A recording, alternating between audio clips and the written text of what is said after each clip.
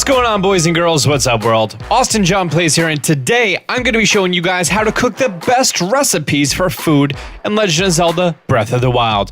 I'm not going to be talking about the bad foods or going over roasting food that's just throwing it on a fire without actually cooking it, or elixirs in this video because, let's face it, you want to save all those monster parts to get the dark armor. Am I right? Ha! Nope. Grab a cooking pot that magically fills with water and ingredients, and let's go. I'm going to be going over the best recipes for max temporary hearts, max temporary stamina, max attack, defense, stamina recovery, stealthiness, and speed boost. Because you have clothing for the hot and cold ones. I'm also going to be going over the special effects that cooking during a blood moon will have. Ooh, yeah, the blood moon affects the recipes that you cook. Bet you didn't know that, did you? Already hitting you with the knowledge. I want to say that your main focus of benefit-enhancing food should not be hearts. That's what you have apples, birds, and meat for. You're going to have those for hearts, and you're going to have these for benefits. Keep in mind, cooking food with different benefits will cancel out the benefits, so only go for one at a time. Every food item can be placed into a grade, and the more food that you have of a higher grade, the better, but not always. Also, I've done experiments for cooking with reloading my save file for about 5 hours to come up with this list. So be sure to drop a like and show your appreciation for my hard work and dedication. It's easy, just click it, I'll wait. 5 seconds. 5 seconds for 5 hours of gameplay, then editing and recording sounds fair, right? Great. First, a little disclaimer about critical cooking. There's a slight chance that when you cook something, it'll be a critical cook and it'll have a boosted effect. When the cook animation is done, the sound is going to be slightly different at the end. It's going to have a little bit of a gong sound to it. It's really hard to miss unless you're listening on big speakers, so here's what it sounds like. Turn your volume up.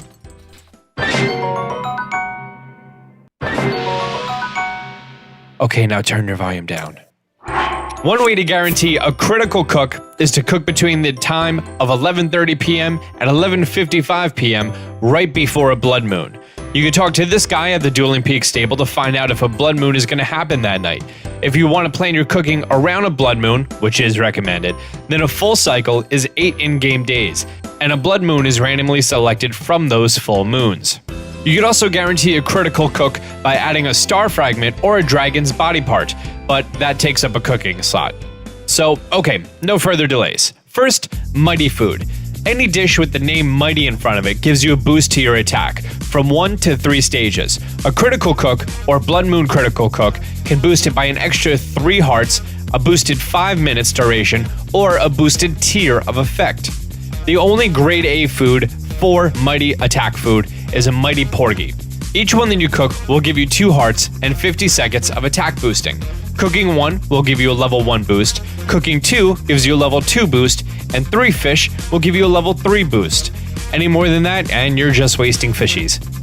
A close runner-up is the Mighty Carp and the Razor Claw Crab, then the Mighty Bananas and Razor Shroom. For the Carp and the Crab, they each restore 2 hearts when cooked and 50 seconds of effect. Cooking 1 will get you a level 1 boost, 2 are needed for a level 2 boost, but 4 are needed for a level 3 boost. Do keep in mind that you can mix and match any food with the same boosting benefits. Slightly behind the Carp and the Crab is the Nana and the Shroom. Both give you 1 heart each and 50 seconds of duration. You need to cook 3 for a level 2 effect, and you need to cook 4 for a level 5 effect.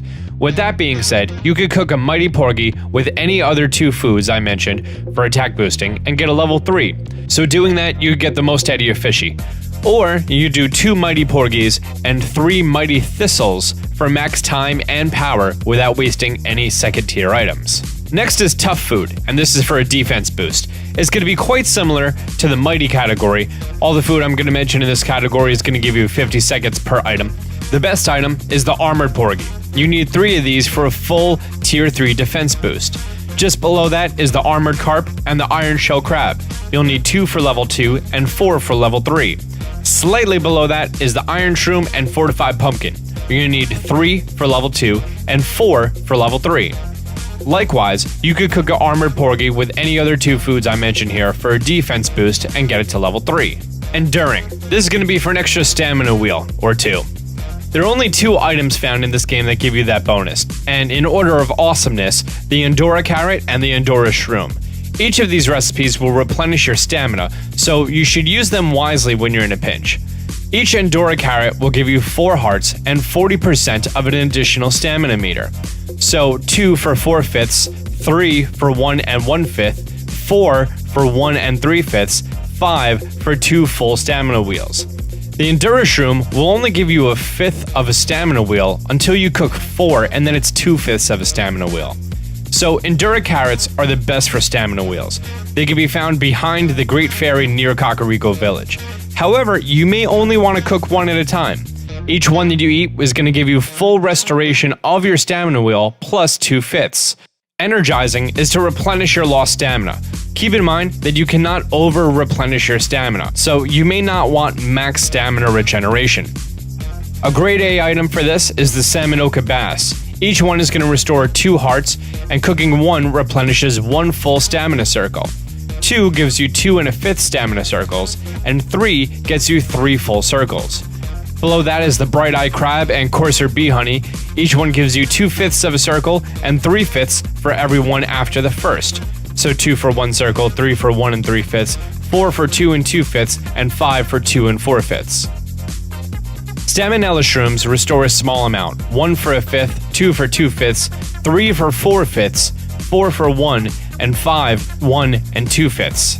I know it's weird, right? So for this, you may want to have lots of smaller items. Never cook more than 2 Salmonoka Bass, 2 Crab or Honey give you a full ring, and never cook more than 3 Staminella Shrooms. Next is Sneaky. The best item, bar none, is the Silent Princess. Each one that you cook is going to give you 2 hearts and 2 minutes of an effect. 2 are needed for level 2 and 3 are needed for level 3. This rare flower is found near the Great Fairy Fountains, the Master Sword, and other spiritually majestic areas. Below that is the Silent Shroom and Stealth Fin Trout. Every shroom is 1 heart, every fishy is 2 hearts. You need to get 3 for level 2 effect, and you need 5 for level 3 effect. So to optimize this, you would do 3 Silent Shrooms, or Trout, with a Silent Princess. Up next is Hasty.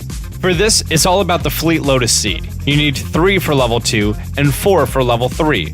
The Rush Room is the only other item that provides a speed boost, but you need 5 of them to even hit level 2. So 3 shrooms and 2 seeds is going to give you a level 3 with max duration, so use your seeds sparingly. And last but certainly not least, the recipe for extra temporary hearts.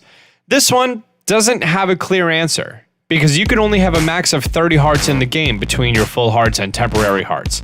So at early levels, yeah, you'll be trying to max them out as much as possible, but later in the game, you'll need to cook your temporary hearts more strategically to utilize the ingredients the most. The grade A item here is the Big Hearty Radish, gives you 5 hearts. Grade B is the Big Hearty Truffle, the Hearty Durian, and the Hearty Salmon. Those are 4 hearts each. Grade C is a Hearty Radish for 3 hearts.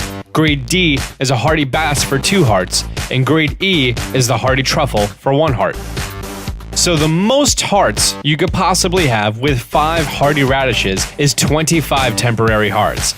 But if you have any more than 5 in-game, you're just going to be wasting your radishes.